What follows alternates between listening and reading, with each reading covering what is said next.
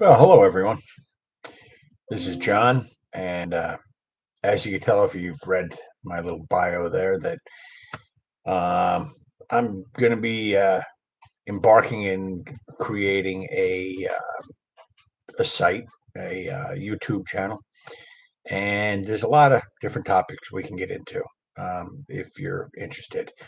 But one of the topics I really want to cover is my death experience and what that was all about, and what that entailed, and it was a rather interesting journey.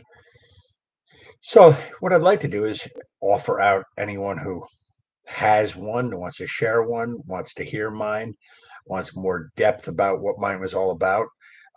I'd be glad to entertain that. I'd be glad to have you come on here and share with other people and just be part of this. I think it could be interesting and some fun as we explore. Mine is based completely on truth. I am not here coming up with some elaborate tale um, about what happened to me when I was briefly I was caught on a 30 amp line that ran through my heart for 2.5 minutes, and I was gone for a little while. Came back and then experienced in the hospital that we had with my wife and some friends, and what we saw there too. So it was interesting. But one of the things that always intrigues me is, and I have written some novels, and I will be. That's great. I will be um, continuing writing some other novels. But the one novel, the one that's online right now is called The Book, which is an interesting, fun story about a guy who finds the Book of Life. But that's off topic.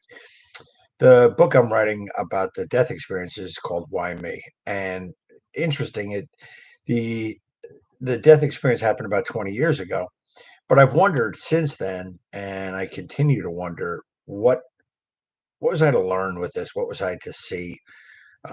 Was it just um, perchance, or was there a life lesson in this that I should know about? So I'm interested in learning about it. So I'm interested in growing through it. Maybe people out there have some ideas and thoughts on this topic. Um, Pretty neat. Then in the hospital, we were visited by an angel, someone who wasn't there, and it was actually confirmed through the hospital staff that, in fact, that was true. Anyway, I don't want to get completely blow it apart. So if you're interested, uh, you know, um, follow me, uh, like my page, send me a message. I'm open. I'm open to sharing this, but I'm also open to a lot of other topics. I'm not just about death experience. It's almost just one-sided. Um, I've lived a pretty good life. I tend to laugh at myself, others, and life. And I prefer to have kind of a humorous look at who we are, why we are, and where we are. Um, there's a lot of different funny topics.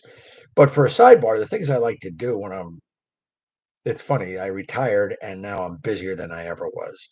So now I'm diving into things I do, and I think this is at the bequest. I guess that's the right word. I'm not that big of a word guy, of my wife, who prefers I stay busy than instead of hanging around the house annoying her all day. So I've gotten my hands into pottery, which I enjoy, and it's fun just making things that out of clay that are usable and functional, and it's kind of neat. I have years I've been involved in woodwork. I still do woodwork. I make a lot of different wood ornament type things, like, for the Christmas and stuff, the trees I make bird houses, I make cutting boards. I used to build all sorts of big things. I still do live edge furniture, stuff like that. I tried to get my hands a little bit into some metal work, some welding. I'm trying to get my son, who's quite a welder, to just maybe teach me a little bit about welding. I don't know. Maybe you have something to add to that. Maybe you have some experience. Beats me. But I we travel a lot too. We have a camper. We did 8,000-mile tour of national parks 2 years ago. I can share that if anybody's interested in actually setting off on a journey like that.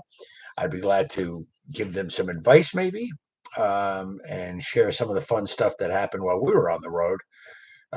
It was about a 2 month quest, and it was a lot of fun. Very interesting. Good time.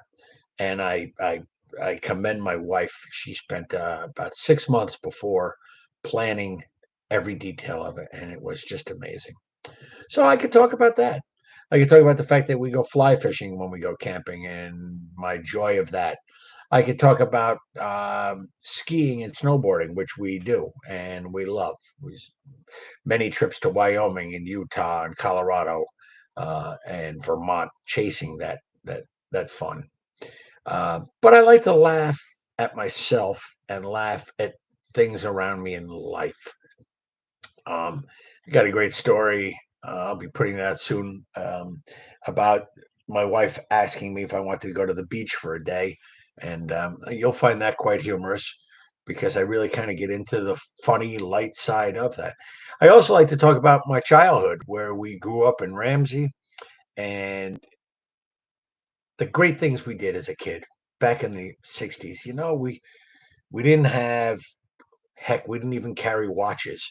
We didn't have cell phones. We didn't have calculators. We didn't have any of this stuff.